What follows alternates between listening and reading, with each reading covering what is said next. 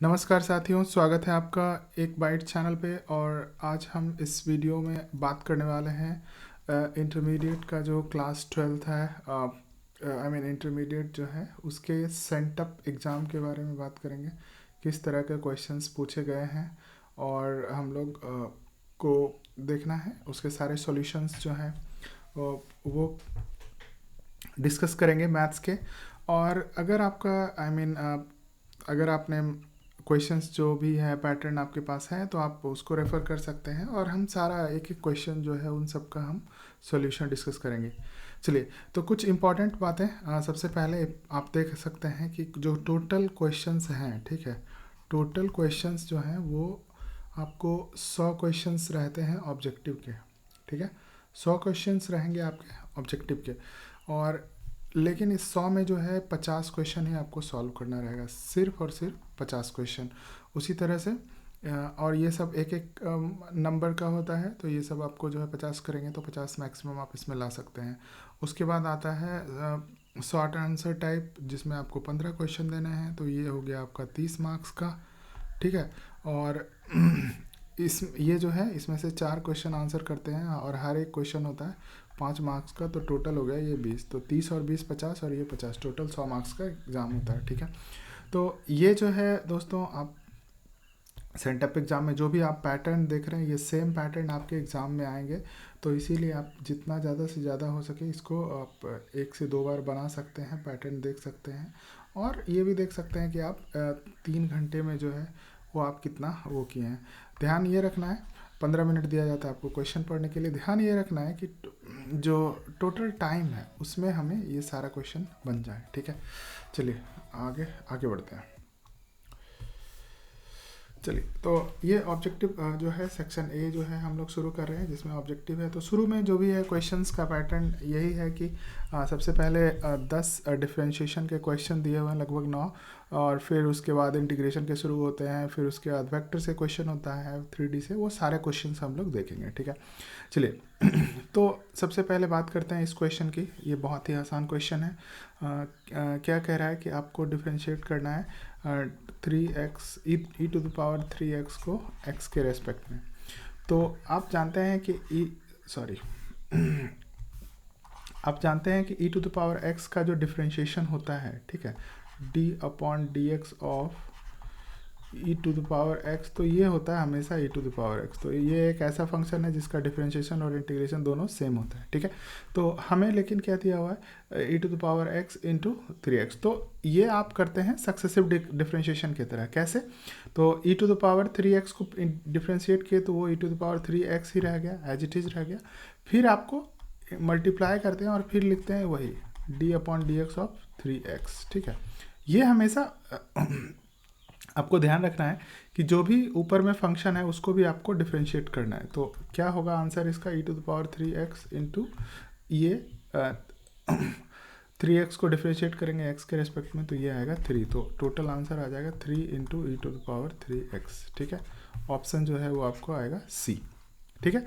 चलिए अगला क्वेश्चन जो है फिर से डिफरेंशिएशन का है। अब देखिए डिफरेंशिएशन में ये थोड़ा सा मॉडिफाइड डिफरेंशिएशन में है, क्योंकि अगर आप देखिएगा फॉर्मूला क्या लगता है यहाँ पे, साइन एक्स का डिफरेंशिएशन अगर आप करते हैं तो क्या होता है, वो होता है कॉस एक्स, ठीक है। लेकिन आपको x नहीं दिया हुआ, x के जगह क्या दिया हुआ, x के जगह आपको कुछ और दिया हुआ। तो आप इसको कैसे सॉल्व करेंगे, इसके लिए देखिए कि क्या करेंगे। तो d अपॉन, पहले क्वेश्चन को लिख लेते हैं, sine of x/2 divide by d x, ठीक है।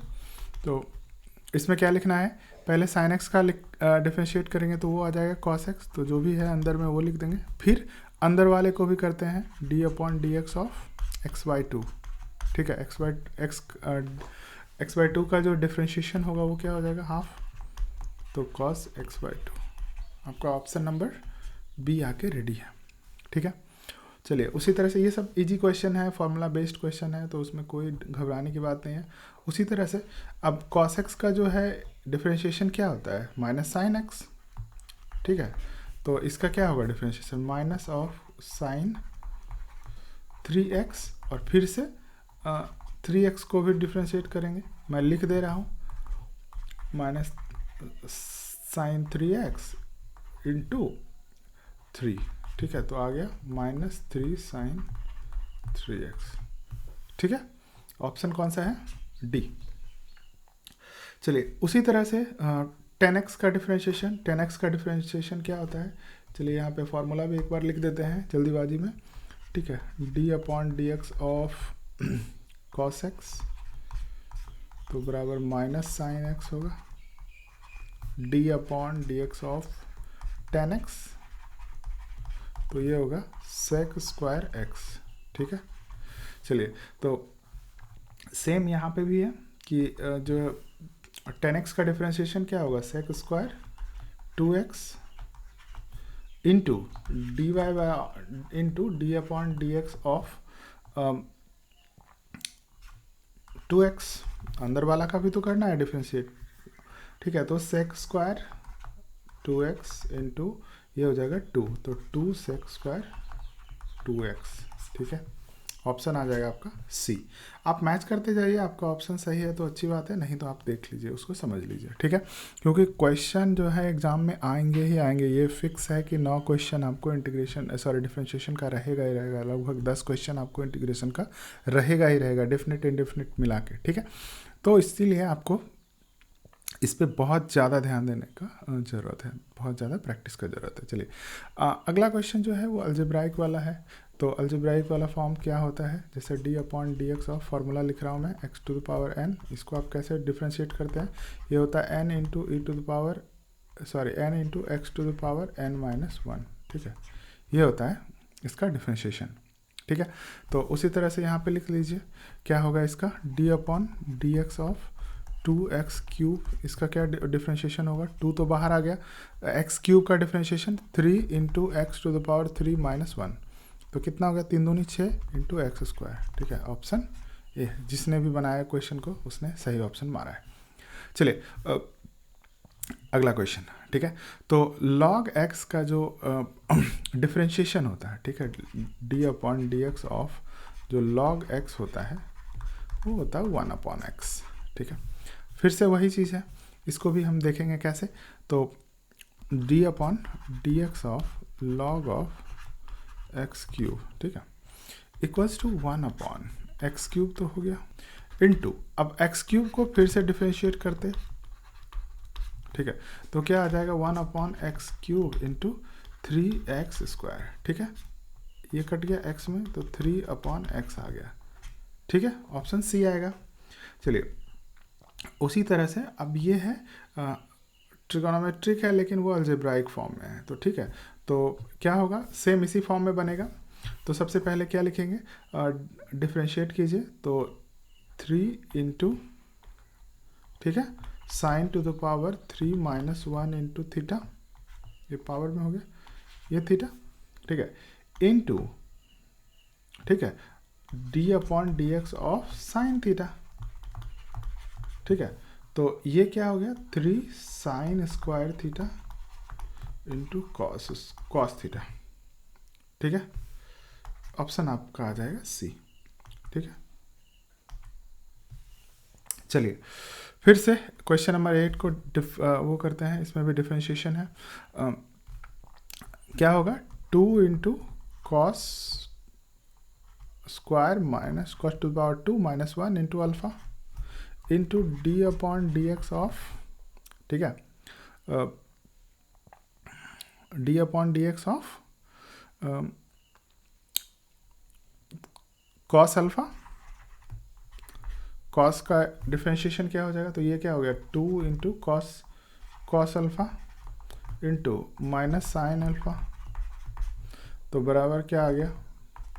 -2 sine alpha into cos alpha, तो ये क्या हो गया? साइन 2 अल्फा माइनस में, ठीक है। ऑप्शन सी आ गया आपके पास, ठीक है। ये देखिए ये इस फॉर्म में है, मैं एक बार इस फॉर्म को भी लिख दे रहा हूँ क्योंकि इस फॉर्म पे बहुत सारा क्वेश्चन आ गया है इस तरह का कि मान लीजिए डिफरेंशिएट कीजिए d/dx को f(x⁴n) के फॉर्म में, तो लिखना क्या है? ऐसे equals to n into f of x to the power n minus one into, ठीक है, एफ डैश एक्स या फिर d upon d x of f dash x. F dash x आपको वही है, f dash x is nothing upon nothing but ये होता है d upon d x of f of x को लिखते हैं, ठीक है, एफ डैश एक्स, ठीक है। ये सब फॉर्मूला है, रेड से जो भी मैं लिख रहा हूँ वो सब फॉर्मूला है, ठीक है। चलिए अब क्वेश्चन को फिर से यहाँ पे एक बार चेक करते हैं कि ये क्वेश्चन क्या है। सेम फॉर्म में है, f x to the power n, ठीक है। तो एफ एक्स 10x है, यहाँ पे फंक्शन ऑफ एक्स जो है वो 10x है।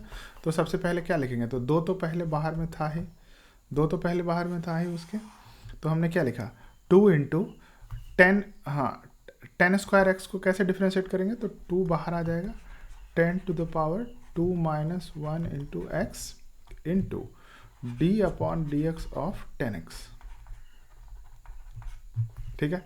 तो हो क्या गया, 2 दूनी 4, 10x, ठीक है, इंटू और 10x का हो गया सेक स्क्वायर एक्स, ठीक है। तो ऑप्शन देख लीजिए आपका 4 है, जिसने भी किया था उसने सही ऑप्शन मारा है, ठीक है। अब यहाँ से शुरू होता है इंटीग्रेशन का क्वेश्चन, ठीक है। इंटीग्रेशन का यहाँ पे देख लीजिए किस फॉर्म में है, integration of x to the power n dx, ठीक है। इंटीग्रेशन या डिफरेंशिएशन जो भी करते हैं वो किसी ना किसी उसके रेस्पेक्ट में करते हैं, integrate with respect to x, differentiate with respect to x, ठीक है।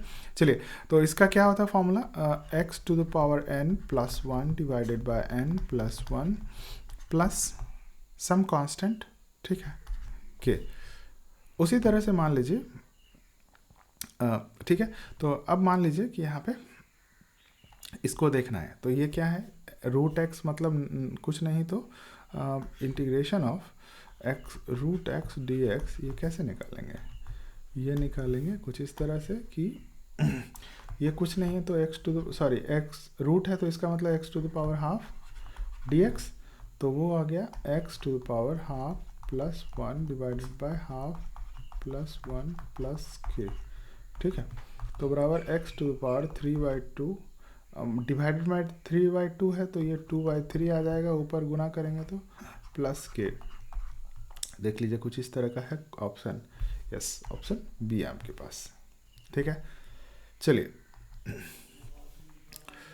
रूट ओवर ये इंटीग्रेशन है का क्वेश्चन है, कुछ नहीं होता है, ये जो सिंपल फार्मूला है वो इस फॉर्म में है कि 1 अपॉन, ठीक है, इंटीग्रेशन ऑफ 1 अपॉन एक्स, ठीक है, d x equals to log लिखते हैं लेकिन होता ln है, ठीक है, लॉग ऑफ x प्लस के। तो इसका सीधा सीधा ऑप्शन क्या आ जाएगा, लॉग ऑफ,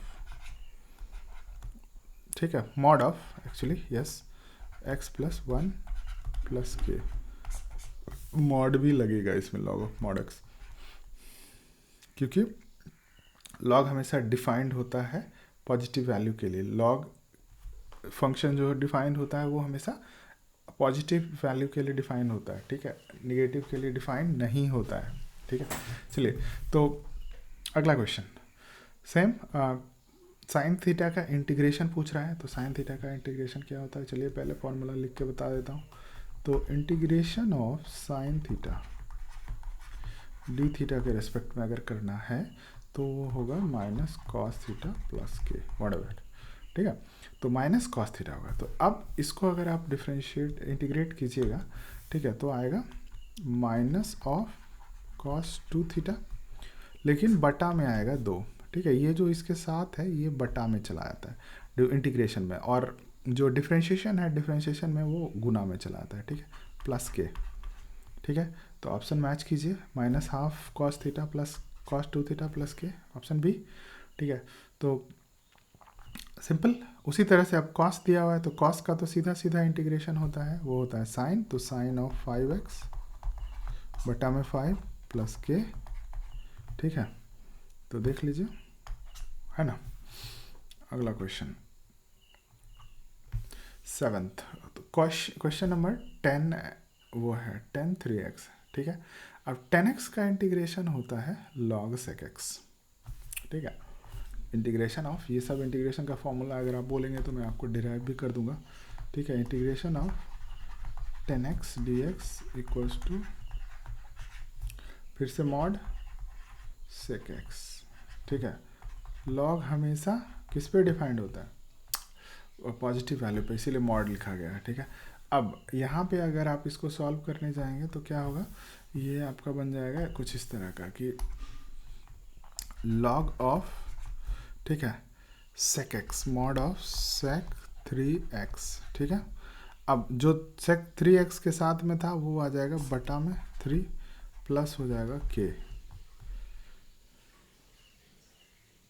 ठीक है। अब तो ऑप्शन क्या आ जाएगा यहाँ पे, ए, ठीक है। चलिए अगला क्वेश्चन जो है ये डेफिनेट इंटीग्रेशन का क्वेश्चन है। अभी तक जो भी हम देख रहे थे क्वेश्चन नंबर 10 से लेकर 14 तक ये सारा इनडेफिनेट इंटीग्रेशन का क्वेश्चन था, ठीक है। तो ये भी सिमिलर ही होता है, बस इसमें क्या होता है अंत में वैल्यू पुट करना होता है। जैसे अगर आप इसको इंटीग्रेट करने के लिए बोला है तो आप कैसे लिख सकते हैं, इसको लिख सकते हैं x to the power 2 plus 1 divided by 2 plus 1, ठीक है। अब जब भी डेफिनेट इंटीग्रेशन की बात करते हैं तो उसमें कांस्टेंट नहीं होता है, ठीक है। मतलब कांस्टेंट हो सकता है लेकिन वही है, जब आप माइनस करेंगे तो वो कट जाएगा, तो इसीलिए हमेशा वही लिखना है कि विदाउट कांस्टेंट। तो इसका वैल्यू क्या आ जाएगा 1/3 into x to the power 3, 0 से लेकर 2, ठीक है। तो आ गया 1/3 बाहर आ गया, वो हो गया x³ 0 से लेकर 2। तो कैसे लगते हैं वैल्यू, यहाँ इसमें रखते हैं। पहले ये होता है, क्या होता है, ये होता है अपर लिमिट, और ये क्या होता है, ये होता है लोअर लिमिट, ठीक है। तो सबसे पहले अपर लिमिट का वैल्यू रखते हैं, तो 2 का वैल्यू रखेंगे तो 2 to the power q minus lower limit फिर रखेंगे माइनस में 0 टू द पावर क्यू, तो ऐसे होता है। तो 1/3 इंटू 2 टू पावर क्यू का वैल्यू 8 घटा 0 बराबर 8/3, ऑप्शन आ गया आपका डी, ठीक है। चलिए सेम इसको भी सॉल्व कर सकते हैं। क्या है, integration of 0 to π/4 sin x dx, ठीक है। तो इंटीग्रेशन sin x का इंटीग्रेशन क्या होता है, सीधा सीधा माइनस कॉस एक्स, ठीक है। अब sin x का वो माइनस कॉस एक्स हो गया। अब माइनस कॉस एक्स को का वैल्यू 0 से π/4 के बीच में वो करना है, तो क्या होगा माइनस कॉस ऑफ, ठीक है, माइनस बाहर ले आए, कॉस ऑफ एक्स अभी नहीं रखते हैं, अब की बार रखेंगे 0 टू π/4। सेम ये अपर लिमिट, ये लोअर लिमिट, तो कैसे रखेंगे वैल्यू, माइनस बाहर में रहेगा, तो सबसे पहले अपर लिमिट तो कॉस ऑफ π/4, ठीक है, माइनस उसके बाद लोअर लिमिट तो कॉस ऑफ 0। अब माइनस बाहर में है, कॉस ऑफ π/4 का वैल्यू कितना है 1/√2, ठीक है, माइनस कॉस 0 का वैल्यू 1। अब माइनस से गुना कर दिए तो क्या होगा 1 माइनस 1/√2। ऑप्शन है कहीं, यस ऑप्शन ये है, ठीक है। एकदम सिंपल क्वेश्चन है, आपको डेफिनेट इंटीग्रेशन में कुछ भी नहीं है। आपको अगर इंडेफिनेट निकाल सकते हैं तो डेफिनेट भी निकाल सकते हैं, मोस्ट ऑफ द केसेस में है, ठीक है, जो भी आपको एटलीस्ट बोर्ड के एग्जाम में आते हैं। सेम e⁻x एक ऐसा फंक्शन है, मैंने बताया था कि जिसका इंटीग्रेशन और डिफरेंशिएशन सेम होता है, तो e⁻x ही हो गया, और उसको फिर किससे लोअर लिमिट है उसका 0 और अपर लिमिट है 1, ठीक है। तो अब इसको सॉल्व करते हैं। सबसे पहले क्या लिखेंगे, ई पे अपर लिमिट लिखेंगे, तो अपर लिमिट क्या होगा e⁻1, ठीक है, माइनस उसके बाद लोअर लिमिट आएगा e⁻0। तो e⁻1 का वैल्यू e, और किसी भी चीज़ पे पावर 0 मतलब 1, ठीक है, मतलब गधा पे भी पावर 0 मतलब 1, ठीक है। तो ये ऑप्शन ए भी आएगा, ठीक है। चलिए अब आया इंटीग्रेशन सिर्फ dx। आपको पता है इंटीग्रेशन dx का वो क्या होता है, मतलब dx का इंटीग्रेशन होता है x, ठीक है, और फिर ये 0 और 1 है, लोअर लिमिट और अपर लिमिट। तो सबसे पहले क्या लिखेंगे, अपर लिमिट 1 का वैल्यू रखेंगे x के जगह पे 1, फिर लोअर लिमिट का वैल्यू रखेंगे x के जगह पे 0, तो क्या आ गया 1 आ गया आंसर। ऑप्शन है, जिसने भी बनाया उसने सही बनाया। अगला क्वेश्चन है x dx, ये बहुत ही बेसिक क्वेश्चन है, ठीक है, इसमें कुछ भी नहीं करना, x² 2 ये आ गया 0 to, ठीक है, हाफ बाहर कर लीजिए, x² 0 to 2। अब इसको क्या लिख सकते हैं 1/2 और 2² माइनस 0²। अब पहले अपर लिमिट रखे फिर लोअर लिमिट रखे, तो क्या हो गया, हाफ इंटू 4, ठीक है, बराबर क्या हो गया 2, ठीक है, ऑप्शन सी है। तो यहाँ पे देख रहे हैं अभी तक आपको 19 क्वेश्चन हो गया, अभी तक आपका इंटीग्रेशन का ही क्वेश्चन चल रहा है, ठीक है। तो मतलब 20 अगर डिफरेंशिएशन इंटीग्रेशन आपको वो है तो कम से कम आपको 20 से 25 क्वेश्चन आपके सही हो जाएंगे आराम से, मतलब कोई उसमें झोल नहीं होगा, ठीक है।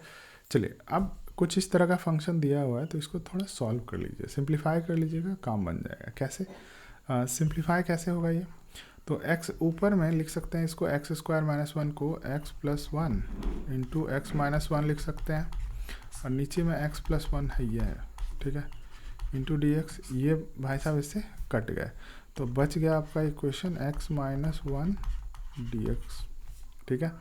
तो इसको कैसे लिख सकते हैं, integration of x D x minus integration of D x. तो x डी एक्स का integration x square upon 2 minus x plus के, कुछ इस तरह का है कहीं पे है, ठीक है। चलिए फिर से वही चीज़ है, साइन एक्स का डिफरेंशिएशन, ठीक है, तो माइनस कॉस एक्स,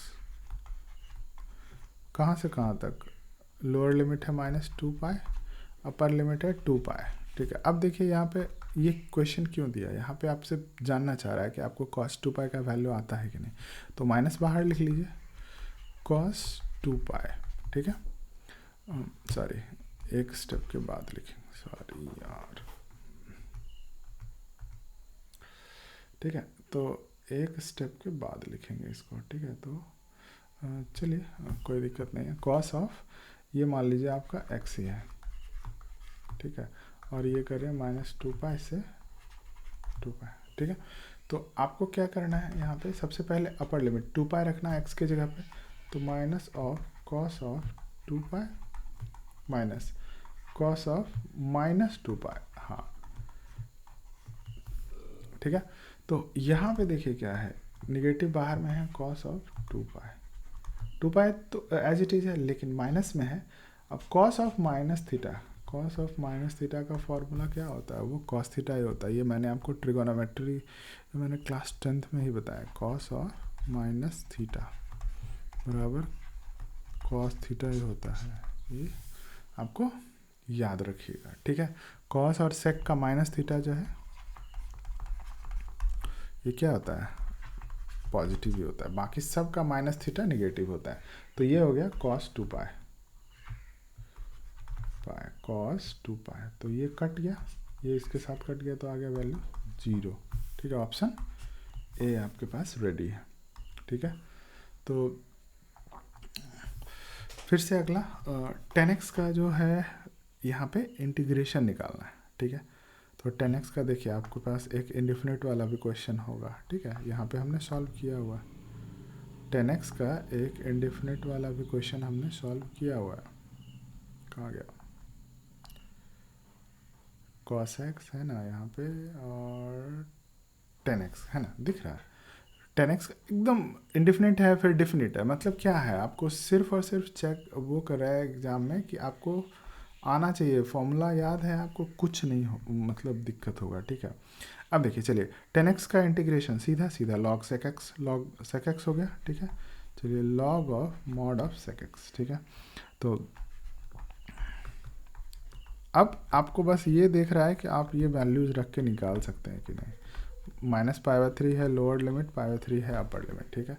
तो अब क्या कर सकते हैं, लॉग ऑफ, ठीक है, ठीक है, मॉड ऑफ सेक, तो सबसे पहले क्या रखेंगे, अपर लिमिट का वैल्यू रखते हैं, तो सेक ऑफ π/3, मॉड हम इसलिए लगा रहे हैं कि अगर मान लेते हैं अंदर का वैल्यू अगर कहीं से निगेटिव आया तो उसका भी पॉजिटिव लेना है, माइनस लॉग ऑफ, देख लीजिए कितना इंटरेस्टिंग क्वेश्चन है, सेक ऑफ माइनस π/3, ठीक है, ये मॉड। अब देखिए अभी हमने बताया sec of minus theta is equals to sec theta, तो आपका इक्वेशन क्या बन गया, log of mod of sec π/3 minus log of mod of, ये सेक ऑफ माइनस था तो ये क्या हो गया, सेक π/3, ठीक है। बस तो ये दोनों भाई साहब कट गए, आंसर क्या आ गया 0, बस कुछ नहीं था इसमें। ठीक है, चलिए इंटीग्रेशन। इंटीग्रेशन में अब देखिए ये थोड़ा कुछ अलग फॉर्म में है। ये किस फॉर्म में है मैं आपको समझा देता हूँ। इसमें क्या होता है, इस तरह के क्वेश्चंस में हम लोग क्या करते हैं, जो नीचे वाला है भाई साहब उसको हम मान लेते हैं u बराबर मान लीजिए नीचे वाला e⁻x प्लस e⁻−x।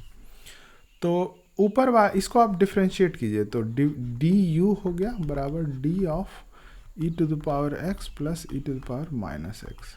ठीक है, तो आप उसके बाद एक बार और डिफ्रेंशिएट कीजिएगा तो क्या आएगा, d ऑफ e⁻x को कीजिएगा डिफ्रेंशिएशन तो e⁻x ही आएगा, लेकिन e⁻−x को कीजिएगा तो क्या आएगा, e⁻−x आएगा, लेकिन फिर -1 भी आएगा। तो इसीलिए मैंने यहाँ पे लिखा है, चलिए उसको एक स्टेप और लिखेंगे आगे, इंटू -x का डिफ्रेंशिएशन। ठीक है, तो हमने क्या किया, -1 आ गया।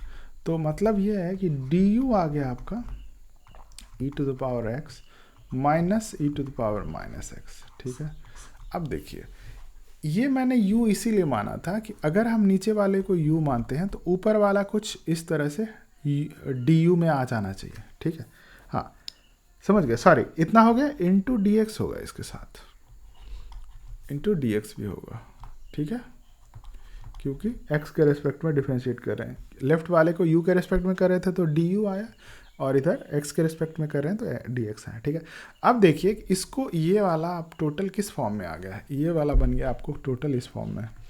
ऊपर वाले जो है e⁻x minus e⁻−x into dx, ये हो गया du, नीचे वाला हो गया u, तो du अपॉन u हो गया। अब du अपॉन u का इंटीग्रेशन जो होता है वो क्या होगा, log u प्लस के, और u का वैल्यू आपने क्या रखा था यहाँ से, ये वाला, तो लिखिए log ऑफ क्या हो गया, मॉड लिख दीजिए, कोई दिक्कत नहीं है, mod of e⁻x plus e⁻−x plus के।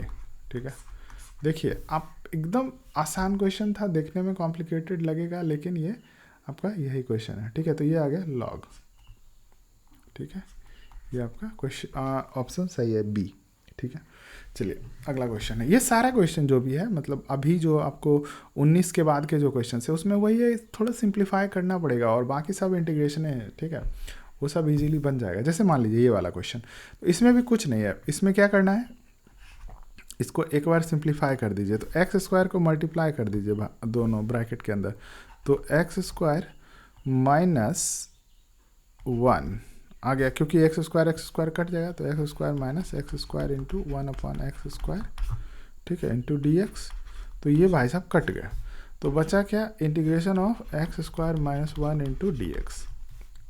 अब x square minus 1 into dx है तो अलग अलग फिर ब्रेक हो जाएगा, तो एक्स स्क्वायर dx हो गया माइनस इंटीग्रेशन ऑफ dx हो गया, तो ये हो गया x⁻³ minus x plus k.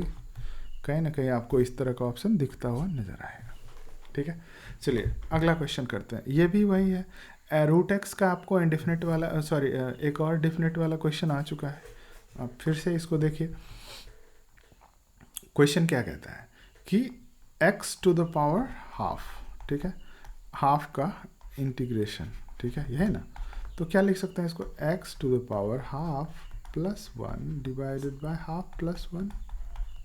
ठीक है, और ये डिफिनेट है तो हमको कुछ लगाने का ज़रूरत है नहीं, 0 से 1, और बाहर में लेकिन 6 से गुना भी है तो 6 रख दिए बाहर में भाई साहब के साथ 6।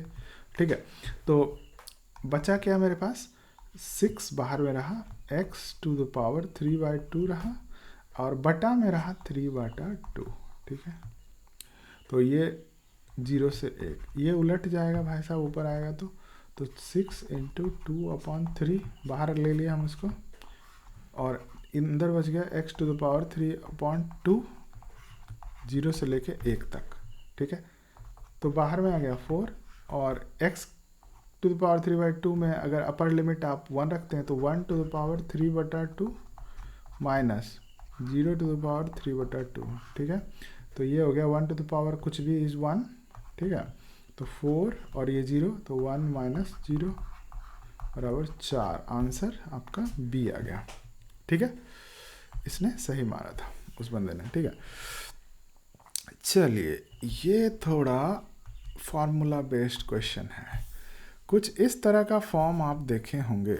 ये फॉर्म होता है root over d x upon root over a square minus x square बराबर साइन इनवर्स एक्स बट्टा ए प्लस के, ठीक है। चलिए, तो बनाते हैं क्वेश्चन कुछ इस तरह का कि क्या चल रहा है ये, है ना। तो चल ये रहा है कि अब देखिए ये इस फॉर्म में है नहीं, एक्स फ्री में नहीं है, एक्स स्क्वायर तो है, यहाँ भी एक्स स्क्वायर है, लेकिन ये एक्स स्क्वायर के साथ भैया कुछ साथ में है, ठीक है। तो उसके लिए हम क्या करते हैं, ठीक है, उसके लिए हम क्या करते हैं कि 4 से गुना भाग नीचे वाले में करते हैं, और 4 को एक्चुअली में 4 नहीं आपको करना पड़ेगा, हाँ ठीक है, अंदर में 4 से गुना भाग करते हैं या 4 कॉमन ले लेते हैं, ठीक है। तो चलिए देखिए कैसे ये इक्वेशन दिखता है। 2dx अपॉन रूट ओवर 4 ले लिए कॉमन, तो आ गया 1/4 माइनस एक्स स्क्वायर, ठीक है, यही आया। अब 4 जब कॉमन ले लिए तो ये आ गया अंदर में। अब क्या होगा, इसको क्या लिख सकते हैं, इंटीग्रेशन ऑफ 2dx। अब क्या लिख सकते हैं इसको, √4 into root over 1/4 minus x square, इतना लिख सकते हैं, ये बाहर आ गया, ठीक है। अब √4 का वैल्यू 2, तो ये 2 इसके साथ कट जाएगा, तो बचा क्या आपका equation, dx upon root over 1/4 को क्या लिख सकते हैं, 1/2 का whole square minus x square, ठीक बा। अब देखिए ये ए स्क्वायर के फॉर्म में आ गया, ए स्क्वायर माइनस एक्स स्क्वायर के फॉर्म में, तो अब इसको क्या लिख सकते हैं, साइन इनवर्स एक्स अपॉन ए, तो एक्स आ गया बटा में ए इज 1/2, ठीक है, ठीक है, प्लस के साइन इनवर्स, ठीक है। तो क्या बच गया, साइन इनवर्स, अब ये 1/2 ऊपर जाएगा, तो 2x प्लस के, ऑप्शन आपका आ गया सी। इस बंदे ने भी सही मार्क किया था, ठीक है। सेम इसमें भी आपको वही करना है, फॉर्मूला थोड़ा अलग है। फॉर्मूला ये है, मैं लिख देता हूँ। फॉर्मूला देखिए क्या है, इंटीग्रेशन ऑफ dx अपॉन, ठीक है, x square plus a square बराबर, तो 1/a आएगा बाहर में, तो 1/a कर दीजिए, तो 1 बट्टा में a जो है वो 1/3 है, ठीक है। अब tan inverse x upon a, तो x बटा में 1/3 प्लस के, ठीक है। तो e 1/3 के साथ कट गए भाई साहब, ठीक है। तो और ये ऊपर जाएगा तो क्या आएगा, option tan inverse 3x plus k, ठीक है। तो tan इनवर्स 3x प्लस के, ऑप्शन आएगा सी, ठीक है। ये जो है ये फॉर्मूला करेक्ट कर लीजिएगा। ये formula dx upon x square plus a square है, वो 1/a tan inverse x by a होता है, ठीक है। चलिए अगला क्वेश्चन जो है वो है 1/cos square x d x, ठीक है। सेम इसको भी लिख सकते हैं हम लोग, क्या लिख सकते हैं कि लिख सकते हैं इंटीग्रेशन ऑफ 1/cos स्क्वायर को लिख सकते हैं सेक स्क्वायर एक्स, और सेक स्क्वायर एक्स किसका डिफरेंशिएशन था, tan x का, तो tan x प्लस के, ऑप्शन सी, ठीक है। चलिए ये भी इजी क्वेश्चन है, 4 integration of dx is 4 into x plus के, ऑप्शन सी। चलिए अब देखिए यहाँ पे वापस डिफरेंशिएशन का क्वेश्चन आ गया, एकदम ध्यान देना है, डिफरेंशिएशन है कि इंटीग्रेशन है। डिफरेंशिएशन में कुछ और आएगा, और ऑप्शन जो है ना, डिफरेंशिएशन वाला भी कोई ऑप्शन दिया हुआ है, इंटीग्रेशन वाला भी ऑप्शन दिया हुआ है, दोनों। जैसे a⁴x का जो डिफरेंशिएशन होता है वो होता है a⁴x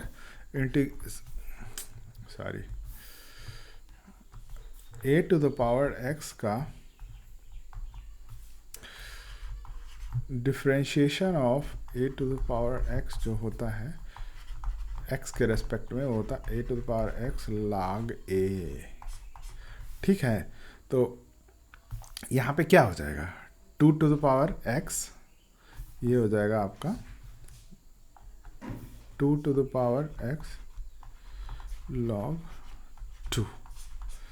अब देखिए, इंटीग्रेशन अगर आपसे कोई पूछेगा तो वो होता है 8 टू द पावर x बटा में log a। तो ये इंटीग्रेशन वाला भी ऑप्शन दिया हुआ है, लेकिन आपको ऑप्शन जो मारना है वो मारना है डिफरेंशिएशन वाला। ठीक है, चलिए अब आता है डिफरेंशियल इक्वेशन। ठीक है, तो डिफरेंशियल इक्वेशन आपको लीनियर वाला ही पढ़ना है, मतलब क्वेश्चन में एग्ज़ाम में मतलब मोस्टली आपको लीनियर वाला ही आएगा। ठीक है, लीनियर फर्स्ट ऑर्डर। ठीक है, और उसको कोई भी इक्वेशन को आप मोस्टली दो तरह से सॉल्व कर सकते हैं। पहला तो या तो वेरिएबल सेपरेट कर दीजिए, x को x के साथ, y को y के साथ। तो ये तो आपको इसी फॉर्म में दिया हुआ है, तो आप करके लिख सकते हैं। फॉर एग्जांपल इसको कैसे लिख सकते हैं, x dx, y को उस तरफ ले आइए minus y d y, integrate कीजिए दोनों तरफ। ठीक है, तो क्या आएगा, एक्स स्क्वायर अपॉन 2, ठीक है, बराबर minus y square upon 2 plus k. इस भाई साहब को इधर ले आइए तो क्या आता है, एक्स स्क्वायर बटा 2 प्लस वाई स्क्वायर बटा 2 बराबर के। अब दो को कॉमन लेके उधर चल जाइए तो x square plus y square बराबर व्हाटएवर। ठीक है, सम अदर के डैश, ठीक है, सम अदर कांस्टेंट। अब देखिए ये इक्वेशन ऑफ क्या है, इक्वेशन ऑफ सर्कल। ठीक है, चलिए, लेकिन आपको वो नहीं पूछ रहा है, आपको पूछ रहा है ये इसका इंटीग्रेशन क्या होगा। ठीक है, ऑप्शन बी आ गया आंसर। चलते हैं सेम। अब देखिए यहाँ पे भी आपको जो है फॉर्मूला पे क्वेश्चन है। फॉर्मूला क्या है मैं लिख देता हूँ, फॉर्मूला है ये कि इंटीग्रेशन ऑफ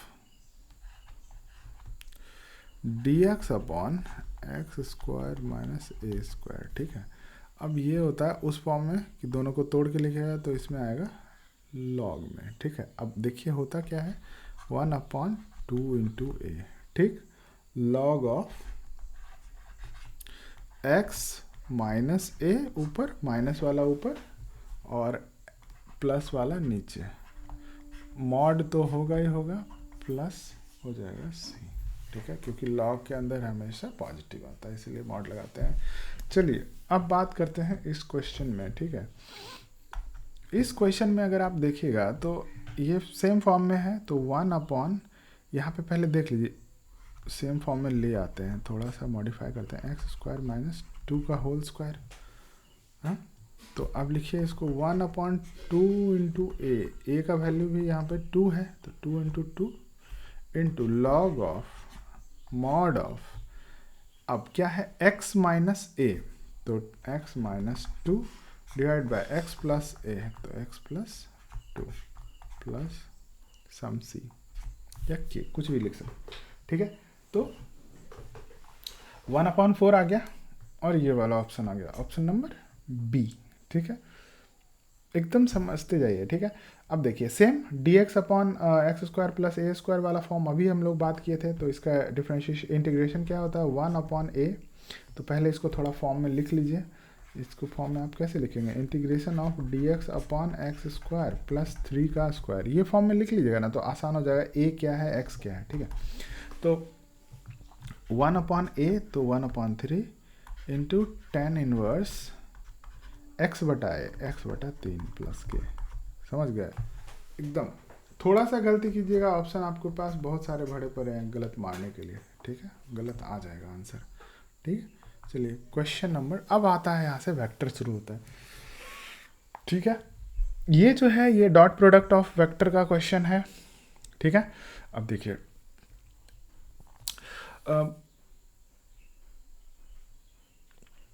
पहले समझ लीजिए। ठीक है, क्या क्या होता है थोड़ा मैं बेसिक्स समझा देता हूँ, अगर थोड़ा डाउट है तो समझ क्लियर हो जाएगा। ठीक है, पहला नंबर तो कोई भी वेक्टर ले लीजिए, ए वेक्टर और बी वेक्टर, दोनों का ये दो तरह से गुना करते हैं, एक डॉट प्रोडक्ट होता है, एक क्रॉस प्रोडक्ट होता है। तो ये जो है ये स्केलर क्वांटिटी होता है। फिजिक्स में आप लोग पढ़ चुके होंगे स्केलर क्वांटिटी क्या होता है, कि जिसका सिर्फ मैग्नीट्यूड हो, ठीक है, इसमें डायरेक्शन नहीं होगा। तो इसका जो वो होता है वो होता है मॉड ऑफ ए, ठीक है, मतलब मैग्नीट्यूड ए का इंटू मॉड ऑफ बी, ठीक है, बी का मैग्नीट्यूड इंटू कॉस थीटा। अब थीटा क्या है, थीटा जो है angle between these vectors, theta is angle between a vector and b vector. अब बोलिए सर पता कैसे करेंगे, वो क्या है, ठीक है, वो मैं बता दूंगा आपको, ठीक है। फॉर एग्जाम्पल वेक्टर के केस में क्या है, ये जो है तीन चीज़ें आती हैं, ठीक है। एक्स एक्सिस के डायरेक्शन, ये एक्स एक्सिस हो गया, एक्स वाई और जेड एक्सिस का बात कर ही लेते हैं, ठीक है। ये एक्स एक्सिस हो गया, ये वाई एक्सिस हो गया, और जेड एक्सिस जो है ना ये थोड़ा खड़ा होता है, मतलब मान लीजिए यहाँ पे आप पेन रख रहे हैं ना खड़ा करके, तो वो जेड एक्सिस है, ठीक है। तो उसको हम थोड़ा से इस तरफ से लिख देते हैं, ठीक है। ये मान लीजिए आपका जेड एक्सिस है। तो एक्स एक्सिस के जो डायरेक्शन में जो वेक्टर होता है ना कोई भी, वो आई कैप बोलते हैं, इसको क्या बोलते हैं, आई वेक्टर। ये और वाई एक्सिस के अलॉन्ग जो होता है वो होता है जे वेक्टर, और जेड एक्सिस के अलॉन्ग जो होता है वो होता है के वेक्टर, ठीक है। अब इंटरेस्टिंग बात यह है कि इन सारे वेक्टर के बीच का आपस का एंगल 90 डिग्री होता है। मतलब कि एंगल अगर आप ये लीजिएगा तो ये भी 90 डिग्री, आई और जे के बीच में, फिर से जे और के बीच में भी लीजिएगा तो भी 90 डिग्री, और इनफैक्ट आप वो क्या बोलते हैं इसके बीच में लीजिएगा तो भी 90 डिग्री, ठीक है, ये भी 90 डिग्री आई और के बीच में, ठीक है। कोई भी दो वेक्टर आई जे के, कोई भी दो उठा लीजिए, उनके बीच की वो एंगल क्या होता है, वो 90 डिग्री होता है, ठीक है। वेक्टर में ये बहुत काम आएगा, याद रखिएगा, ठीक है। चलिए अब जो है क्वेश्चन पे आते हैं। क्वेश्चन पे ये है कि इसका वैल्यू हमें निकालना है, ठीक है, 3i इंटू 4j। अब देखिए हमेशा एकदम ध्यान रखिएगा कि i और j ये दोनों का डॉट प्रोडक्ट है, और डॉट प्रोडक्ट में ये वाला चीज़ आता है cos थीटा का वैल्यू। तो cos थीटा, तो इसमें क्या लिखते हैं, चलिए लिखते हैं पहले ए वेक्टर डॉट बी वेक्टर, तो मॉड ऑफ 3i वेक्टर, ठीक है। तो मॉड ऑफ 3i जो है इस वेक्टर का मॉड 3 ही होगा, ठीक है। मैं लिख रहा हूँ mod of 3i into mod of 4j, ठीक है, इनटू कॉस ऑफ, इन दोनों के बीच में जो एंगल होगा ये होगा 90 डिग्री ही होता है, ठीक है। तो ये आ गया कॉस ऑफ 90 डिग्री। तो इधर वाला चीज़ तो रह गया 3 into mod of 4j is 4 into cos 90 का वैल्यू 0, तो मतलब कुल मिला के 0 हो गया। ऑप्शन आ जाएगा बी। एकदम ध्यान से देखिएगा, मैं आपको सारा क्वेश्चन करवाऊंगा इस पे, और इस पे बहुत क्वेश्चन आएंगे एग्जाम में, क्वेश्चन डेफिनेटली आएंगे वेक्टर का डॉट प्रोडक्ट पे, वेक्टर का क्रॉस प्रोडक्ट पे, ठीक है, एकदम आएगा। चलिए तो हमने क्या किया, एक वेक्टर का मॉड, दूसरे वेक्टर का मॉड, और दोनों के बीच का एंगल। अब यहाँ पे देखिए जे और के वेक्टर का डॉट है, तो इसमें आंख बंद करके क्या आ जाएगा, आंसर 0 आ जाएगा एकदम, क्योंकि cos 90 वाला टर्म आएगा और 0 हो जाएगा, ठीक है।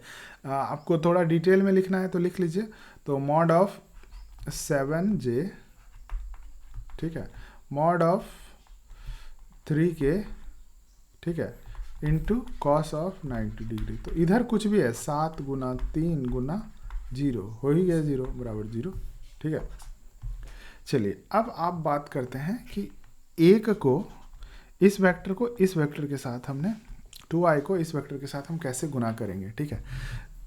आसान है, इसको थोड़ा सिंप्लीफाई कीजिएगा, चीज़ें समझ में आ जाएंगी, ठीक है।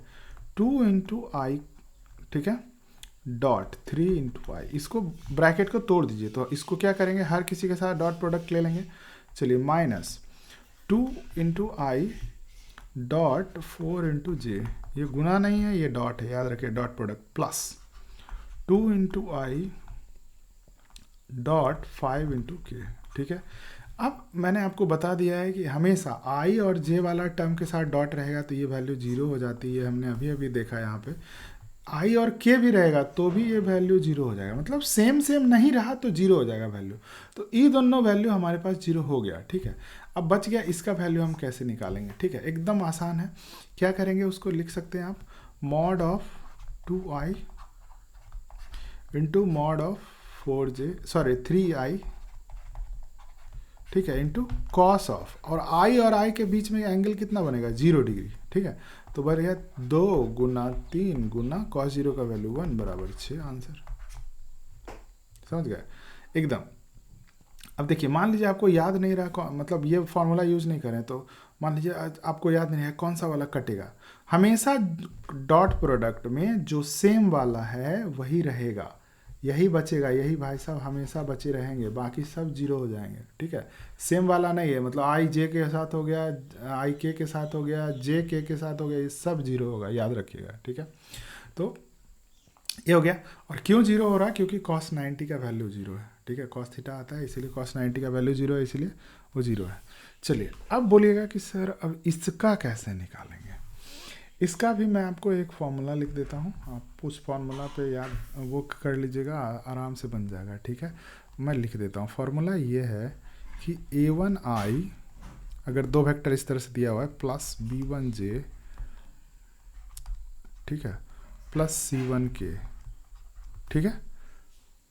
एक वेक्टर ये है, अरे यार ये, और इसको अगर डॉट प्रोडक्ट लेना है दूसरे वेक्टर के साथ, a2i plus b2j plus c2k, ठीक है। थोड़ा मैं समझा देता हूँ। तो इसको क्या करेंगे, एक्सपैंड कर देंगे, इसको तोड़ देंगे। तो पहले इसको गुना करेंगे इसके साथ, फिर इस भाई साहब को गुना करेंगे, फिर इस भाई साहब को गुना करेंगे, सबको जोड़ के लिखते जाएंगे। तो जब ध्यान से देखिएगा, तो जब इसको गुना करेंगे इसके साथ, डॉट प्रोडक्ट लेंगे, तो हमेशा आई के वाला टर्म बचेगा, बाकी सब तो जीरो हो गया। तो बचेगा क्या टर्म, उसी तरह से जब इसको गुना करेंगे तो जे का टर्म बचेगा, बाकी सब तो जीरो हो जाएगा। उसी तरह से C1 को गुना करेंगे, C1 के वाले को डॉट प्रोडक्ट लेंगे तो सिर्फ K वाला टर्म बचेगा। तो C1 into C2, B1 into B2, A1 into A2। तो इसका डायरेक्ट फॉर्मूला होता है ये वाला, A1 A2 plus B1 B2 plus C1 C2, ठीक है। बस यही है आपका, इसका वो आता है वैल्यू। इसमें जो है A1 A2 B1 B2 C1 C2 ही बचेगा, ये याद रखिएगा। तो अब इसमें दो ही वैल्यू है, आई और जे वाला है, आई और, तो हमेशा आई को आई वाले के साथ मल्टीप्लाई करना है। तो 1 गुना 2, ठीक है, इसका गुणाम कुछ नहीं तो 1, इसके गुणाम कुछ नहीं तो 2, प्लस अब इधर जे वाले को जे के साथ ही मल्टीप्लाई करें तो -1 गुना -3, तो -1 गुना -3, तो कितना हो गया, 3 इकाई 3 प्लस तो 2 प्लस 3 बराबर क्या आ गया आंसर, 5। ऑप्शन बी आ जाएगा, ठीक है। समझ गए बात को, एकदम आसान है। अगला क्वेश्चन जो है वो बोल रहा है किसी वेक्टर का मॉड निकालना है। मॉड कुछ नहीं होता है, मॉड क्या होता है, रूट ओवर। देखिए वेक्टर अगर मान लीजिए इस तरह से दिया हुआ A1i, ठीक है, प्लस B1j प्लस C1k, तो इसका मॉड जो होता है वो होता है ये root over A1 square plus B1 square plus C1 square, ठीक है।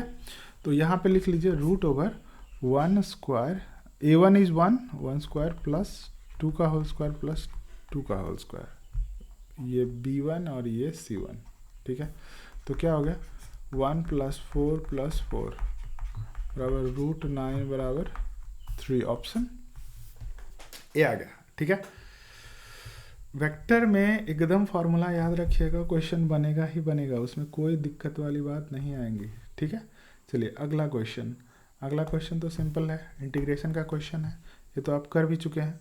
तो इसका इंटीग्रेशन लिख लीजिए फटाफट, 1/2 प्लस 1 डिवाइडेड बाय 1/2 प्लस 1, ठीक है, 0 से 2 तक।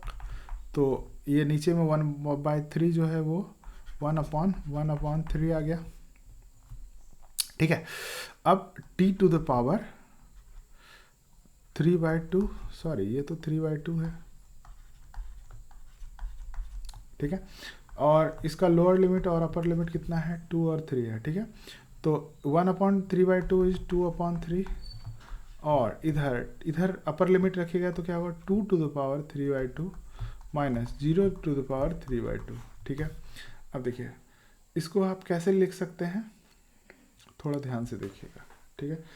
तो लिख सकते हैं इसको 2/3 इंटू 2 टू द पावर 3/2, ये तो 0 हो गया। अब इसको क्या लिख सकते हैं, लिख सकते हैं 2/3। 1/2 है तो इसको लिख सकते हैं, ठीक है, √2, ठीक है, इसको लिख सकते हैं √2 और 2 का क्यूब। समझ रहे बात को, ठीक है। तो 1 2 बाहर आ जाएगा तो आ जाएगा 4/3 इंटू √2। तो ऑप्शन आ जाएगा आपका ये वाला भाई साहब, 2⁻³ है ये क्या है, 2⁻³ है, ठीक है। तो 1 2 बाहर आ जाएगा और इसीलिए ये आ जाएगा ऑप्शन 4/3√2, ठीक है। चलिए अब बोल रहा है कि 2 वेक्टर दिया हुआ है, इन दोनों को जोड़िए, तो जोड़ देंगे तो जुटता भी वैसे ही है, आम को आम के साथ, और तो ऐसे लिखिएगा 2i + 2j - 5k है। एकदम जोड़ने में एकदम ऐसे ही लिखिएगा जैसे जोड़ते हैं, +j + 3k, क्या हो गया, 4i आ गया + 3j आ गया, अब -2k आ गया, ठीक है। अब ये नया वेक्टर बन गया, ये वेक्टर क्या बन गया, a वेक्टर + b वेक्टर, तो ये आ गया। अब मॉड बोल रहा है, तो मॉड का फॉर्मूला हमने बताया था, मॉड ऑफ दिस क्या हो गया, √4² + 3² + -2 का होल स्क्वायर, ठीक है, a² + b² + c², 16, 4 × 16 + 9 + 4, कितना आ गया, 16 + 13 = 29, ऑप्शन सी, ठीक है। चलिए अब बोलता है इसके डायरेक्शन में यूनिट वेक्टर, हमेशा किसी भी वेक्टर का ये के डायरेक्शन में यूनिट वेक्टर कैसे निकालेंगे। जैसे देखिए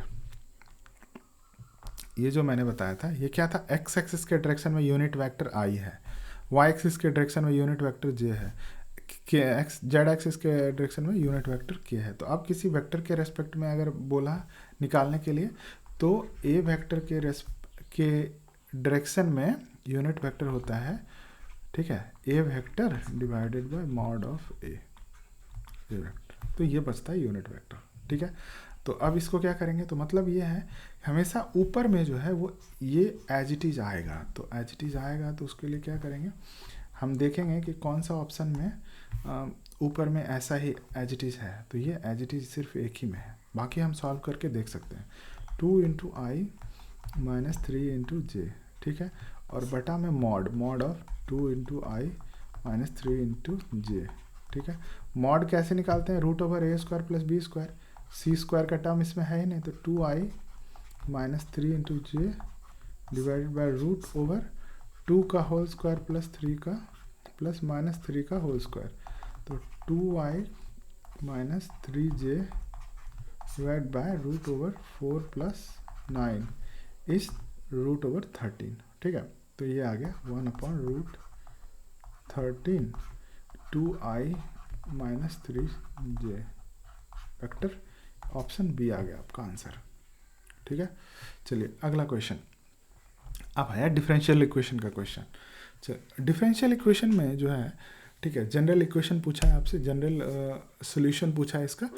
तो सबसे पहले ये लीनियर डिफरेंशियल इक्वेशन है, वो भी फर्स्ट ऑर्डर का, ठीक है। वो ऑर्डर क्यों है, लीनियर क्यों है, ये मैं आपको डिफरेंशियल इक्वेशन के वीडियो में कवर अप करूँगा, ठीक है। अभी के लिए आप ये जानिए कि कोई भी मतलब इस फॉर्म का जो डिफरेंशियल इक्वेशन होता है वो ऐसे होता है, d/dx होता है, ठीक है, प्लस फंक्शन ऑफ कुछ होगा x, उसमें मल्टीप्लाई होगा y, ठीक है, बराबर, ठीक है, याद रखिएगा बराबर, ठीक है, q ऑफ होगा x। तो मतलब क्या है, d/dx फ्री रहेगा, उसके बगल में होगा कुछ x का फंक्शन, लेकिन y ज़रूर होगा, x का फंक्शन कुछ भी हो सकता है लेकिन ये y ज़रूर होगा, और y ही होना चाहिए, y² y³ कुछ भी हो गया वो इस फॉर्म में नहीं है, ठीक है। अब और राइट हैंड साइड में जो है वो q ऑफ x होना चाहिए। तो यहाँ पे थोड़ा सा देखिए वो करके कि p ऑफ x और q ऑफ x क्या है। तो ये p ऑफ x इस क्वेश्चन में y के साथ क्या मल्टीप्लाइड है, कुछ नहीं तो 1 है मल्टीप्लाइड, और क्यू ऑफ एक्स जो है वो भी क्या है, वो भी है 2। ठीक, तो सबसे पहले इस तरह के क्वेश्चन का, इस तरह के जो है डिफरेंशियल इक्वेशन को सॉल्व करने के लिए क्या निकालते हैं, इसको निकालते हैं इंटीग्रेटिंग फैक्टर। ठीक, इंटीग्रेटिंग फैक्टर कैसे निकालते हैं, ये होता है e to the power integration of p of x, ठीक है, इंटू डी एक्स। समझ गए? तो एकदम याद रखिएगा, इंटीग्रेटिंग फैक्टर निकालते हैं और इंटीग्रेटिंग फैक्टर होता है e to the power integration of p of x into d x. तो e to the power p of x कितना है 1, तो 1 इंटू डी एक्स, तो ये क्या आ गया dx, तो e to the power integration of dx बराबर e to the power x। तो इंटीग्रेटिंग फैक्टर हमने निकाल लिया e to the power x। ठीक है, अब क्या करते हैं आगे कि इंटीग्रेटिंग फैक्टर से इस सब में मल्टीप्लाई करते हैं दोनों साइड। ठीक है, तो मल्टीप्लाई कीजिएगा तो कैसे आएगा e to the power x, ठीक है, into d y upon d x plus e to the power x into p x. ठीक है, पी एक्स तो सॉरी, इस इक्वेशन में आप मल्टीप्लाई करेंगे, इसमें भी कर सकते हैं अगर जनरल फॉर्म का निकालना है तो इसमें कीजिएगा तो क्या होगा e to power x into d y upon d x plus e to power x into p x का वैल्यू कितना है 1। ठीक है, तो पी एक्स का वैल्यू आप 1 रखिए, तो 1 इंटू वाई प्लस सॉरी बराबर 2 into e to the power x. मैंने बोला दोनों साइड गुना करना है इंटीग्रेटिंग फैक्टर से, कर दिए। अब थोड़ा सा अगर आप इसको गौर कीजिएगा तो ये जो फॉर्म है, ये फॉर्म किस तरह का, e to the power x d y upon d x plus e to the power x into y बराबर 2 into e to power x. ठीक है, अब देखिए ये कुछ इस तरह के फॉर्म में है d upon d x of e to the power x into y. क्यों? क्योंकि अगर आप इस फंक्शन को डिफरेंशिएट कीजिएगा तो क्या करते हैं, पहले को लिखते हैं, दूसरे को डिफरेंशिएट करते हैं। तो y को डिफरेंशिएट किया x के रिस्पेक्ट में तो क्या आया d y upon d x plus पहले को डिफरेंशिएट किया तो e to the power x को डिफरेंशिएट किया तो e टू पावर x ही आया इनटू y, दूसरे को एज इट इज लिखते थे। ठीक, बराबर आ गया 2 to the power e to the power x, 2 into e to power x। ठीक है, अब क्वेश्चन, आप क्या कीजिए dx को उस तरफ ले जाइए तो क्या आएगा d of e to the power x into y बराबर 2 e to the power x into d x. अब इस दोनों को इंटीग्रेट कर दीजिए। ठीक है, इंटीग्रेट कीजिएगा तो क्या आएगा, देखिए दिखाते हैं। इंटीग्रेशन में याद रखिए d ऑफ कुछ भी रहा अगर इंटीग्रेशन में तो वो एज इट इज रह जाता है। तो लेफ्ट हैंड साइड में रह गया e to the power x into y, right hand side में आ गया 2 into e to the power x का इंटीग्रेशन, तो 2 into e to the power x का integration e to the power x ही रहा प्लस कुछ रहा कांस्टेंट। ठीक है, अब हमको इक्वेशन y के फॉर्म में आता है y इक्वल्स टू, तो हमेशा x वाला टर्म हटा दीजिए, तो इसको इधर ई टू पावर एक्स से दोनों साइड भाग दे दीजिए, या ये भी कर सकते हैं।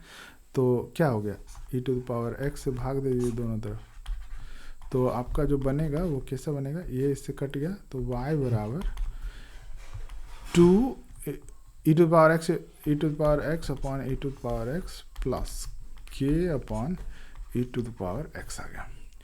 तो अभी भी क्या हो गया, ये कट गया भाई साहब। ठीक है, तो y equals to 2 plus k into e to power x ऊपर गया तो e to power minus x आ गया। ठीक है, तो अब देखिए कुछ इस फॉर्म में कोई आपको डिफरेंशियल सॉल्यूशन इसका दिख रहा है, ऑप्शन में आपको ये दिख रहा है। अब कांस्टेंट अगर हम a माने तो ये वाला ऑप्शन आ जाएगा। ठीक है, तो ये हमेशा याद रखिएगा, डिफरेंशियल इक्वेशन का क्वेश्चन आपको पूछा जा सकता है लॉन्ग आंसर टाइप में भी। ठीक है, लेकिन वो थोड़ा सा अलग फंक्शन रहेगा, इसमें px और qx अलग रहेगा। तो सबसे पहले क्या करना है, देखना है कि हमारा डिफरेंशियल इक्वेशन इस फॉर्म में है कि नहीं, इस फॉर्म में होना ज़रूरी है। ठीक है, अगर इस फॉर्म में नहीं है तो आप इसको इस मेथड से सॉल्व नहीं कर सकते हैं। ठीक है, अगर ये फॉर्म में है तो सबसे पहले क्या निकालना है, px और qx का वैल्यू निकालना है। ठीक, उसके बाद क्या निकालना है, इंटीग्रेटिंग फैक्टर निकालना है। उसके बाद क्या करना है, इंटीग्रेटिंग फैक्टर को इस इक्वेशन में मल्टीप्लाई कर देना है, दोनों तरफ कर दिए, उसके बाद इसको सॉल्व कर देना है, ये इस फॉर्म में आ जाएगा। ये इस फॉर्म में आ जाएगा हमेशा। जब भी आप इंटीग्रेटिंग फैक्टर को मल्टीप्लाई कीजिएगा तो आपको कुछ इस तरह का फॉर्म आ जाएगा लेफ्ट हैंड साइड में। अगर नहीं आया तो कहीं ना कहीं गड़बड़ी है इंटीग्रेटिंग फैक्टर निकालने में, ठीक है। चलिए आगे भी क्वेश्चंस देखेंगे इस तरह का। अब देखिए इसमें क्या पूछ रहा है आपसे, डायरेक्ट पूछ रहा है इंटीग्रेटिंग फैक्टर क्या है, ठीक है। तो इसमें देखिए फॉर्म आप पहले लिख लीजिए, एकदम लिख लीजिएगा एग्जाम में, d upon d x plus p of x into y बराबर क्यू ऑफ एक्स। ये ज़रूर लिखिएगा आप एग्ज़ाम में ताकि आपको पहचानने में आसानी होगा। तो पी ऑफ एक्स क्या है, जो वाई के गुना में है, तो वाई के गुना में क्या है -3। क्यू ऑफ एक्स क्या है, जो राइट हैंड साइड में है तो वो है कॉस एक्स, ठीक है। अब इंटीग्रेटिंग फैक्टर बोलता है तो इंटीग्रेटिंग फैक्टर क्या होता है, इंटीग्रेटिंग फैक्टर बराबर e to the power integration of p of x into d x. तो लिख लीजिए e to the power integration of p of x कितना है -3 इंटू डी एक्स, -3 बाहर आ गया, इंटीग्रेशन ऑफ डी एक्स तो बन गया e to the power -3 into x, ठीक है। ध्यान रहे कि इंटीग्रेटिंग फैक्टर में हम कभी भी कांस्टेंट नहीं रखते हैं, ठीक है। इंटीग्रेटिंग फैक्टर में कभी भी क्या नहीं रखते हैं, कांस्टेंट नहीं रखते हैं।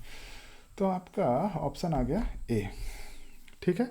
चलिए अगला क्वेश्चन फिर से वेक्टर का है। वेक्टर में क्या किया गया है कि दो वेक्टर आई और के कैप वाले वेक्टर का क्रॉस प्रोडक्ट है। तो सबसे पहले क्रॉस प्रोडक्ट के बारे में हम फॉर्मूला आपको रिकैप करवा देते हैं।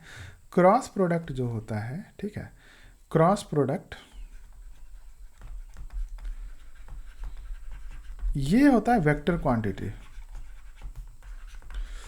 मतलब ये है कि दो वेक्टर का क्रॉस प्रोडक्ट निकालेंगे ना तो उसका रिजल्टेंट भी वेक्टर ही आएगा। तो सबसे पहले ये दोनों ऑप्शन तो पहले ही खत्म हो गया, ये वेक्टर नहीं है और ये भी वेक्टर नहीं है क्योंकि उसमें इस तरह का कुछ फॉर्म नहीं है, इसीलिए वो वेक्टर नहीं है, ठीक है। अब देखिए इसमें क्या होता है कि आपको जो है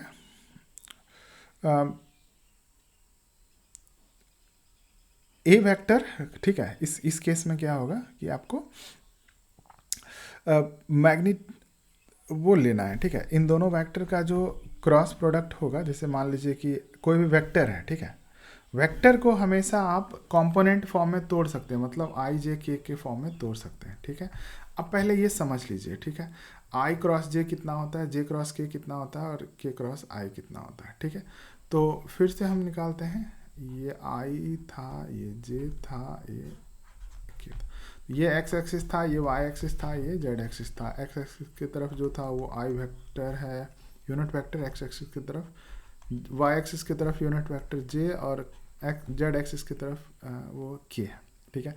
अब याद रखिएगा कि जब भी इसमें आई क्रॉस जे रहा, ठीक है, इस डायरेक्शन में जब आप आगे बढ़ते जाएंगे तो आएगा पॉजिटिव के वेक्टर, मतलब आई वेक्टर क्रॉस जे वेक्टर जो आएगा वो आएगा के वेक्टर, ठीक है। उसी तरह से जे वेक्टर को आप गुना कर रहे हैं के से, ठीक है, जे वेक्टर क्रॉस के वेक्टर गुना कर रहे हैं तो क्या आ रहा है, वो आ रहा है प्लस आई वेक्टर, ठीक है। उसी तरह से के वेक्टर को आई वेक्टर से गुना कर रहे हैं तो वो आएगा जे वेक्टर परपेंडिकुलर वाला, ठीक है। तो हमेशा जो क्रॉस प्रोडक्ट का जो मैग्नीट्यूड होता है तो वो तो इन दोनों के मैग्नीट्यूड के गुना होता है, और जो इसका डायरेक्शन होता है वो इन दोनों वेक्टर के परपेंडिकुलर होता है, सीधा सीधा, ठीक है। क्रॉस प्रोडक्ट में क्या होता है, मैग्नीट्यूड जो होता है वो कुछ इस तरह का होता है, जैसे मान लीजिए magnitude of a cross b होता है a b sine theta, mod of a into mod of b into sine of theta. Theta फिर से एंगल बिटवीन ये है, ठीक है। और ये तो हो गया इसका मैग्नीट्यूड। डायरेक्शन जो होता है, डायरेक्शन किसी वेक्टर में दो चीज़ होता है, डायरेक्शन और मैग्नीट्यूड, वो होता है perpendicular to a and b. Perpendicular का साइन ऐसे होता है, ठीक है। तो अब आई और जे के परपेंडिकुलर, आई और जे के परपेंडिकुलर के है, जे और के परपेंडिकुलर आई है, और के और आई के परपेंडिकुलर वो है जे। अब अगर आप आई क्रॉस जे के जगह जे क्रॉस आई लिखते हैं, जे क्रॉस आई लिखते हैं तो ये होता है माइनस के, निगेटिव हो जाता है, याद रखिएगा। के क्रॉस जे रहेगा वो हो जाएगा माइनस आई, उसी तरह से आई क्रॉस के हो जाएगा माइनस जे। ये आप लिख लीजिएगा अलग से, ठीक है। ये फॉर्मूला एकदम याद है, क्रॉस प्रोडक्ट के क्वेश्चन को सॉल्व करने में काम आएगा ही आएगा, ठीक है। चलिए अब इस तरह के क्वेश्चन को कैसे सॉल्व करते हैं वो मैं बता देता हूँ। अब आई क्रॉस के है, तो आई क्रॉस के है ऐसे, तो माइनस में तो आएगा ही आएगा, तो ये माइनस वाला आएगा ऑप्शन सीधा सीधा, और वेक्टर तो ये यही मार देंगे। आई क्रॉस के जो होता है वो जे होता है, तो माइनस जे, आई क्रॉस के इज माइनस जे, ठीक है। तो माइनस जे और मैग्नीट्यूड को मल्टीप्लाई कर दिया 7 दूनी 14, तो माइनस 14 जे, ठीक है। एक्चुअली में इसको ऐसे लिखते हैं कि ठीक माइनस जे वेक्टर,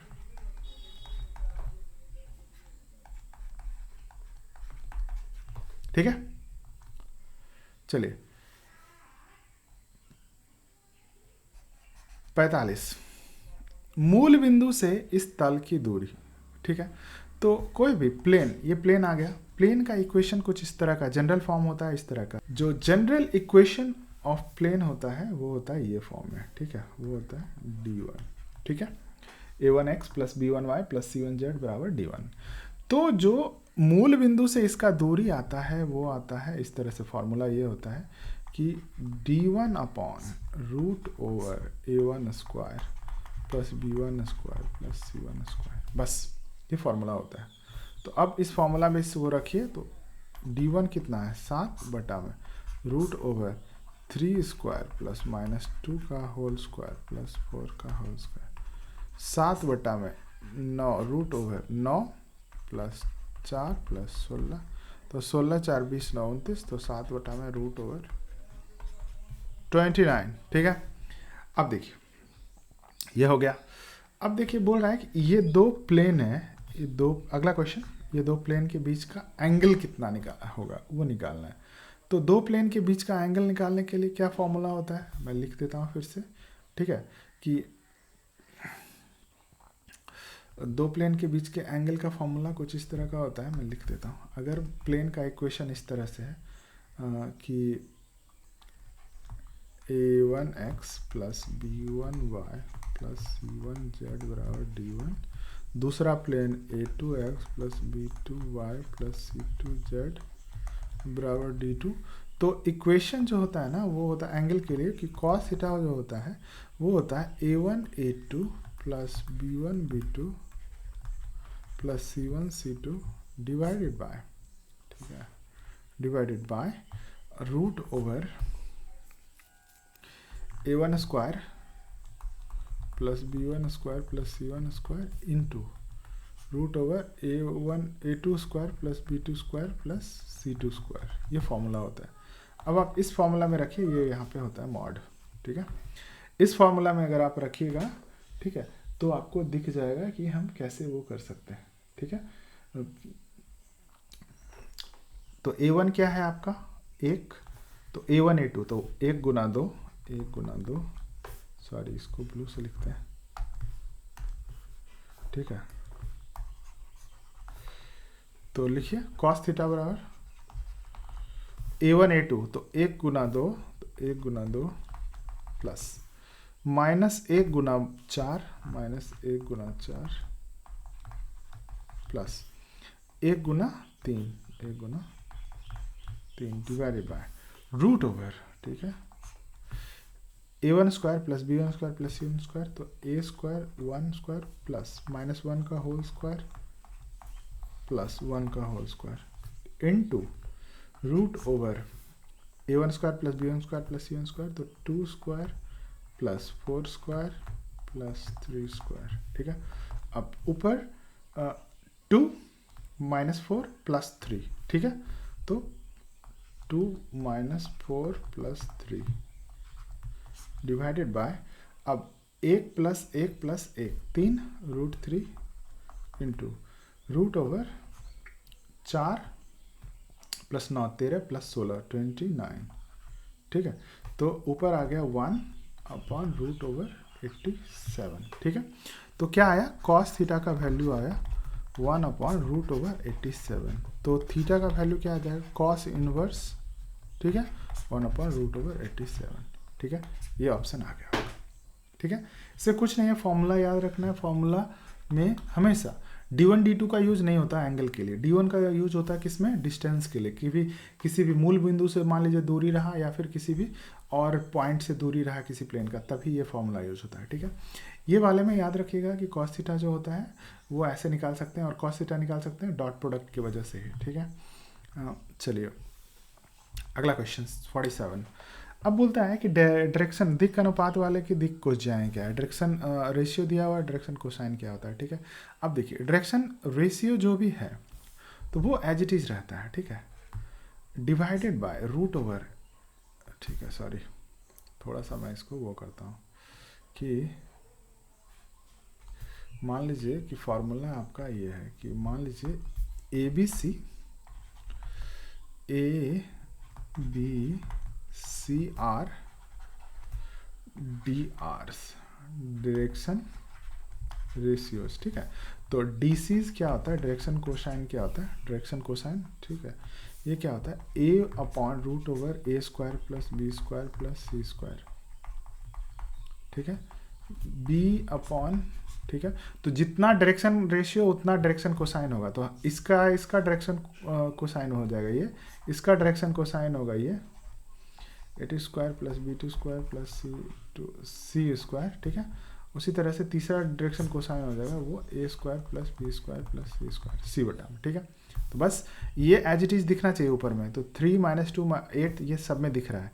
बाकी नहीं जो दिख रहा है वो रूट ओवर वाला, रूट ओवर का वैल्यू निकालिए आप। रूट ओवर क्या होगा इसका आप वैल्यू निकालेगा तो क्या होगा, 3/√3 3 का होल स्क्वायर प्लस -2 का होल स्क्वायर प्लस 8 का होल स्क्वायर, ठीक है। तो ये रूट का वैल्यू निकाल दीजिए पहले, तो हम लिख देंगे, तो ये आएगा 9 + 4 + 64 68 9 77, ठीक है।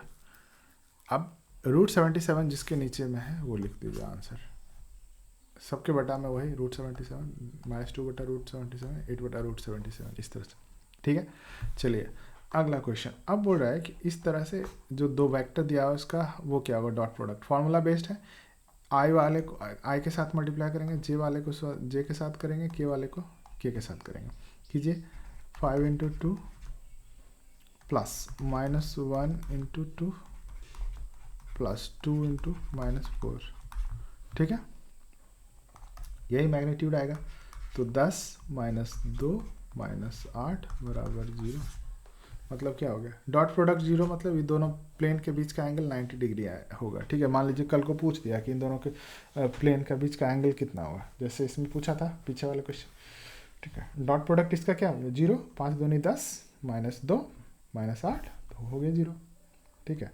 चलिए अगला जो सेट ऑफ क्वेश्चंस है वो है इंटीग्रेशन का, ठीक है। फिर से निकाल लीजिए। इंटीग्रेशन में देखिए ये किस फॉर्म में है, इसको कैसे निकालते हैं, ये फॉर्म में है, वो वाला आइलेट वाला फॉर्म में है। किस में है, आइलेट, ठीक है। तो पहले जो अगर इन्वर्स फंक्शन है तो इन्वर्स को ए मानेंगे, ठीक है। इसका ये होता है फॉर्म में कि integration of f(x) × g(x) × dx, अगर इस तरह का दिया हुआ है तो f(x) और gx अगर इन तीनों में कुछ एक है, ठीक है, तो क्या करना है कि इसका इंटीग्रेशन होता है ऐसे, पहले को लिखे, पहले को क्या लिखे, दूसरे को क्या किए, इंटीग्रेट किए, तो दूसरे को क्या लिखे, इंटीग्रेट किए, तो integration of g(x) dx minus पहले को डिफरेंशिएट किए तो f'(x), दूसरे को इंटीग्रेट करके लिखते हैं ऐसे करके और फिर dx, ठीक, ऐसे करके होता है काम, ठीक है। अब जो है थोड़ा समझते हैं इसको, थोड़ा सा मतलब इसका शॉर्ट फॉर्म में लिख देता हूँ मैं कि इंटीग्रेशन ऑफ u(v) dx, ठीक है, होता है पहले को लिखे, दूसरे को इंटीग्रेट किए, माइनस पहले को डिफरेंशिएट किए इनटू दूसरे को इंटीग्रेट करके लिख दिए, फिर इनटू dx, ठीक है। तो अब इसमें पहला कौन सा मानना है, u कौन सा होगा, v कौन सा होगा, इसके लिए क्या बोलते हैं, पहले इन्वर्स जो है तो इन्वर्स को u मान लेंगे और बाकी कुछ भी रहे इनमें से उसको v मानेंगे। तो इसमें अगर आप देखिए दो तरह का इक्वेशन, एक x है और ये e⁻x है। तो ये अलजेब्राइक हो गया और ये हो गया आपका एक्सपोनेंशियल। तो अलजेब्राइक जो पहले है उसको मानेंगे u और जो एक्सपोनेंशियल वाले को बाद में मानेंगे v, ठीक है। तो u भी फॉर्म में हो गया, तो u पहले वाले को u है और दूसरा वाला इस फॉर्म में है। तो अब आप इसको कैसे सॉल्व करेंगे, इसको सॉल्व करेंगे इस तरह से कि पहले को लिखे तो x लिख दिया हम एज इट इज, ठीक है, into integration of e⁻3x into dx minus integration of, पहले को डिफ्रेंशिएट कर दिया है, ठीक है, डिफ्रेंशिएट कर दिए तो पहले को डिफ्रेंशिएट किए तो x का डिफ्रेंशिएशन आ गया d of dx of x into, इसको फिर से इंटीग्रेट करके लिखे तो 3e⁻3x dx इंटू dx, ठीक है। इसको थोड़ा सॉल्व कीजिएगा तो इस तरह से आएगा x इंटू e⁻3x बटा में 3 माइनस ये integration differentiation of x with respect to x is 1 into इसका इंटीग्रेशन हुआ e⁻3x divide by 3 into dx, ठीक है। अब देखिए x इंटू e⁻3x बटा 3 माइनस इसको लिख सकते हैं e⁻3x बटा में 3 और 1/3 बाहर आ गया था, ये आ गया, प्लस k करना चाहते हैं तो कर दीजिए। तो आ गया आपको कि x e⁻3x बटा में 3 माइनस e⁻3x बटा में 9 प्लस k। तो ये हो गया, अगर आप e⁻x कॉमन ले लीजिए e⁻x अपॉन 9 e⁻3x अपॉन 9 तो आएगा 3x माइनस 1 प्लस k, ठीक है। देख लीजिए इस तरह का आंसर कहाँ पे है, ये वाला ऑप्शन है आपके पास, ठीक है। चलिए 50वां क्वेश्चन, ये इस पोर्शन का लास्ट, वो इस वीडियो के पोर्शन का लास्ट क्वेश्चन होगा, उसके बाद जो वो है तो इसको पहले सॉल्व कर लेते हैं। तो डॉट प्रोडक्ट अगेन बोला है तो i को i के साथ मल्टीप्लाई करेंगे, j को j के साथ और k को k के साथ, यही बताया था मैंने। तो 3 into 2 plus -2 into -2 plus 5 into -2, ठीक है। तो कितना हो गया, 3 दूनी 6 प्लस 2 दूनी 4, ठीक है, माइनस 10, 5 दूनी 10, तो 10 माइनस 10 बराबर 0, ये भी आंसर आ गया 0, ठीक है। अब आज के वीडियो में इतना ही, और अगले वीडियो में हम बात करेंगे क्वेश्चन नंबर 51 to 100 और फिर उसके बाद हम लोग शॉर्ट आंसर टाइप क्वेश्चन वो करेंगे और लॉन्ग आंसर टाइप क्वेश्चन करेंगे, ठीक है। अभी तक अगर आप ये वीडियो अभी तक देख रहे हैं तो होप ये इन्फॉर्मेटिव रहा हो आपके लिए, कुछ ना कुछ नया सीखने को मिला हो।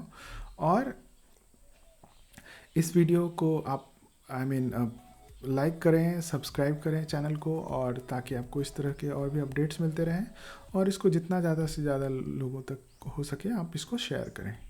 Thank you.